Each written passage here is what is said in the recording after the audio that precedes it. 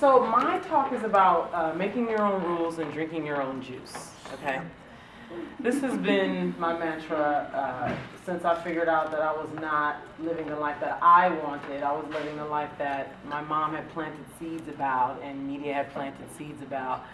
And it started when I was around 26 years old in the fetal position in the kitchen floor going through a divorce and, you know, on and on and on and on, right? We could tell that whole story. But what I want us to do is I want us to experience tonight the rules that we have around who we be in the world.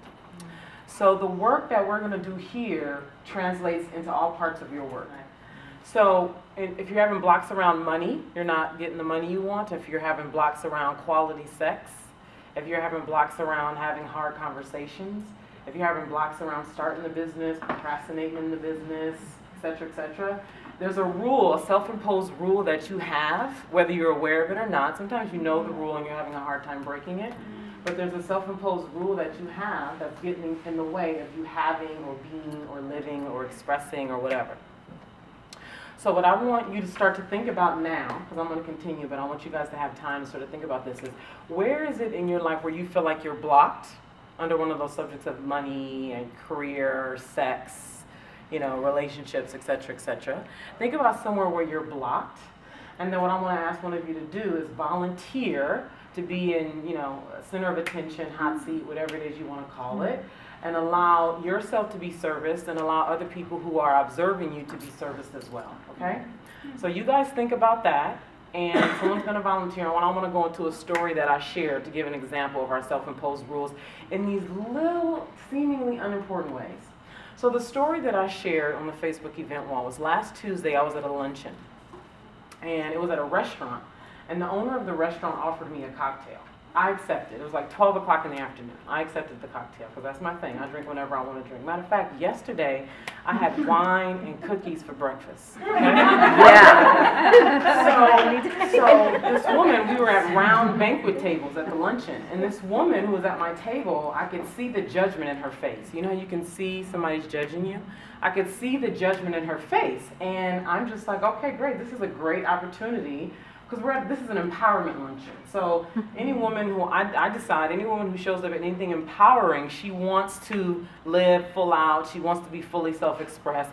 So I decide I'm going to gift her with the opportunity to engage with me about this judgment that I see on her face.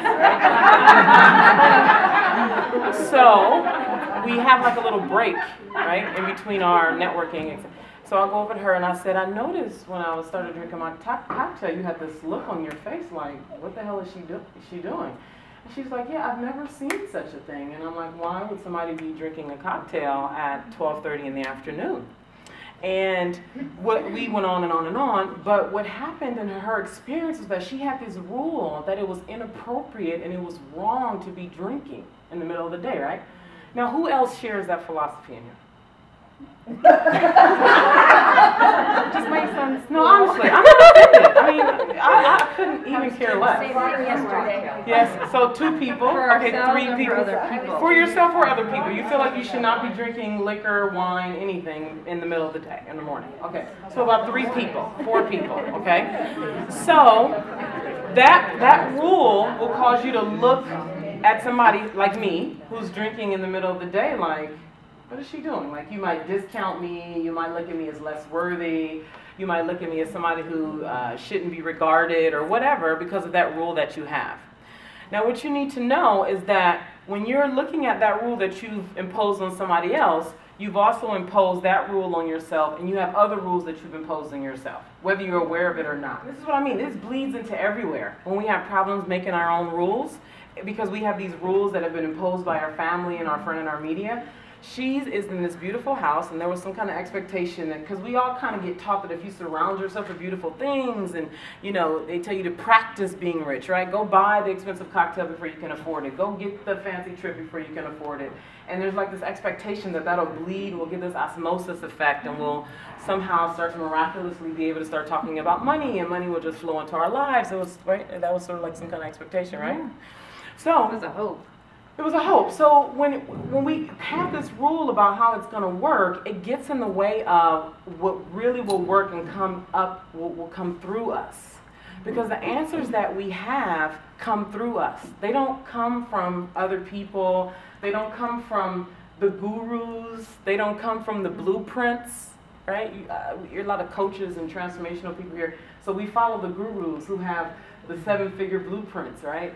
We follow these people who we are mesmerized by and who we admire and who seem to be making the money, and then we buy into these programs and they don't work for us because that's those people's rules, and some people will get some benefit from that, but they won't be fully engaged and full-bodied by by following that system. They have to create their own rules. And this is why the work that I do is really helping women to tap into what it is. Who the hell are you? Like, what do you really stand for? And that's when you start to piss people off and you start living on your edge, like Lael talks about. Okay? And I know we're laughing here, but it's very, very true. Like, I don't have a need to be liked. And so when that happens, I can say things.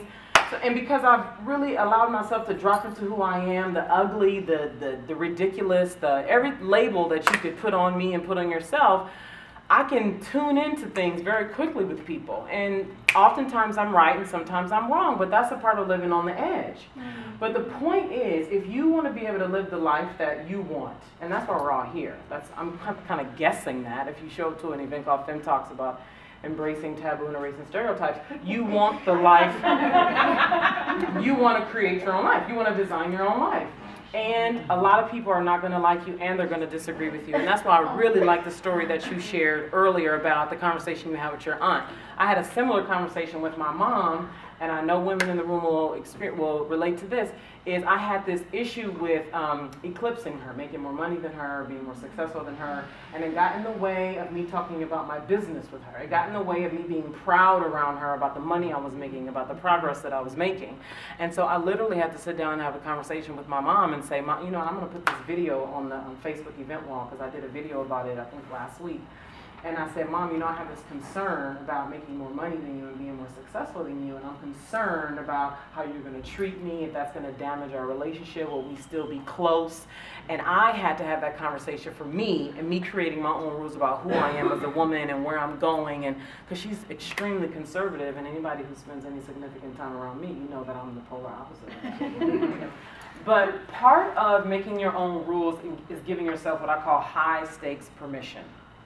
That means there's something on the line for you with giving yourself permission to do the thing or say the thing or live the thing, right? So if you have a desire to be an author, and I'm saying this because there's several people in the audience who are working on books.